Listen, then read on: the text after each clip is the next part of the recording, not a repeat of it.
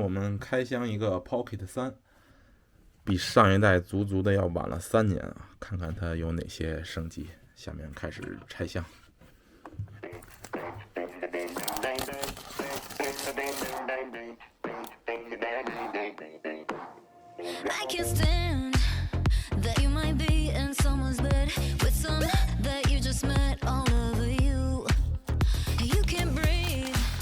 这个就是主机，这个主机明显的要沉了不少，比上一代。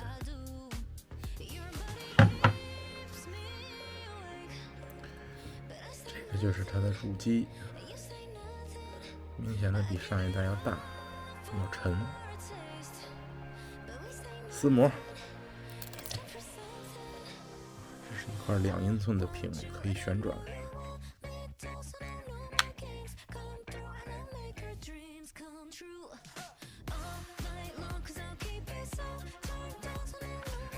开机的设置，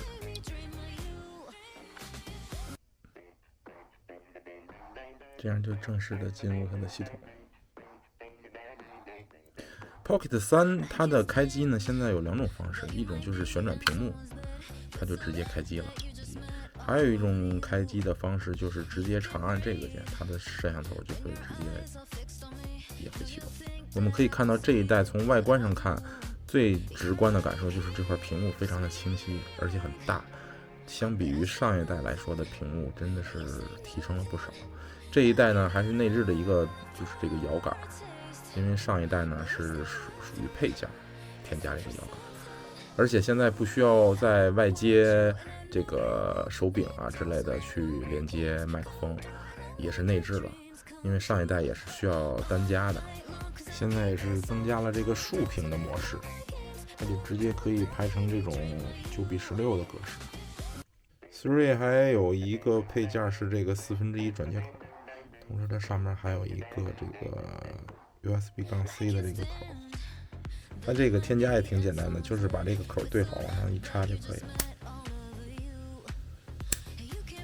了，拿下来也很方便，就是摁一下这个，两边就弹开了，可以拿下来，比上一代取下来要方便很多。3这一代的保护壳，它里边还是这种设计，一个广角镜，一个这个 ND 镜，跟上一代对比也没什么变化，还是这种磁吸的，这种的就非常容易丢，因为我那个2代的就已经丢了。